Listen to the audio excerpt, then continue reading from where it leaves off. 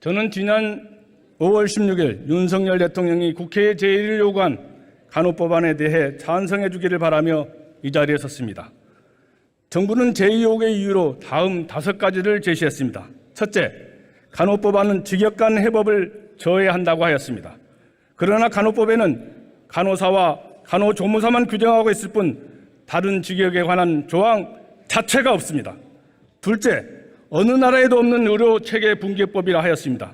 그러나 100년 전 미국, 75년 전 일본이 간호법을 제정했지만 의료체계는 붕괴하지 않았습니다. 셋째, 간호조무사 학력을 고졸 이하로 규정한 신카스트 제도법이라 하였습니다. 그러나 2022년 간호조무사 합격자 중 41%가 대졸자이며 간호조무사 학력 조항은 2012년 보건복지부가 신설한 조문입니다.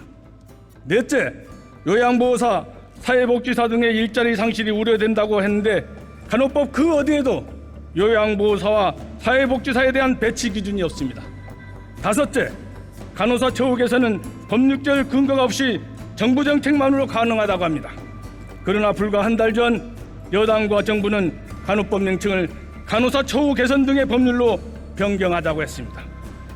이처럼 여당과 정부의 간호법 거부 이유는 간호법 31개조문 그 어디에도 없는 명백한 허위사실로 70년 된 의료법의 우리를 가두기 위한 새빨간 거짓말입니다.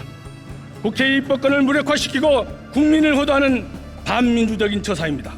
존경하는 선배 동료 의원 여러분, 거부권은 대통령이 마음대로 휘두르는 무기가 되어서는 안 됩니다. 대통령의 거부권은 명백한 위헌 등 극히 예외적인 경우에 사용되어야 합니다. 심지어 간호법안은 대통령의 공약이었습니다. 2022년 1월 11일 당시 윤석열 대선 후보는 간호사들 앞에서 제가 정부를 맡게 되면 의료 기득권에 영향받지 않게 할 테니까 믿어달라며 전할 겁니다라고 직접 약속했습니다. 사진 찍고 서명하고 공약으로 홍보하더니 이젠 약속한 적이 없다고 합니다. 양두구육이라는 이준석 전 대표의 말 역시 그냥 한 말이 아니었습니다.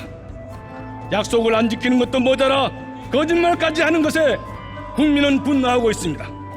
초고령 사회를 위한 준비의 힘을 합치지는 못할 망정 여당은 자신들이 발의하고 심사한 법안에 투표를 거부하며 용산의 미운털 박혀 공천받지 못할까 봐 자기 부정에 급급합니다.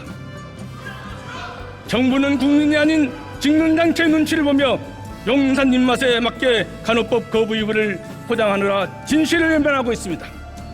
마치 탐관오리의 비위를 맞추기에 아첨에 영혼까지 내다 파는 이방의 모습과 다를 바 없기에 분노를 넘어 슬프기까지 합니다.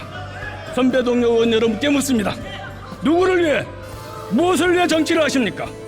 지난 4월 27일 본회의에서 간호법안 의견 드렸을 때 최연숙, 김혜지 의원은 소신에 따라 간호법안에 찬성 투표를 하는 용기를 보여주셨습니다. 간호법 제정은 지난 총선과 대선에서 여야 모두가 약속한 약속이었습니다. 이제 5천만 국민 앞에서 그 약속을 지켜야 할 시간입니다. 대통령이 약속을 지킬 것이라고 믿었다가 거부권이라는 비수를 맞은 62만 간호사와 그 가족들을 다시 치유할 수 있는 길은 국회에서 간호법 제의결이 통과되는 것뿐입니다. 이는 단순히 간호법 제의결의 문제가 아니라 21대 국회가 여야를 떠나서 검찰 독재 권력에 당당히 맞서서 국민의 생명과 건강을 지키고 우리 앞에 재앙적 상황으로 닥친 고령화 시대에 대한 최소한의 준비일 것입니다.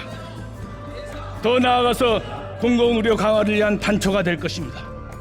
필수 의료는 무너지고 병원에서 버젓하게 불법적으로 자행되고 있는 피해의 문제는 눈 감으며 의료 인력이 부족하다는 목소리를 외면한 지 20년입니다.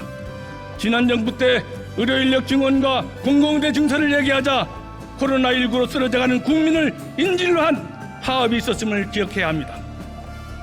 그동안 국회에서 이루어졌던 논의와 합의 과정을 송두리 때 내팽개치고 간호법의 악법 프레임을 뒤집어 씌우며 거부권을 행사하는 것은 있을 수 없는 일이며 있어서도 안 될 일입니다.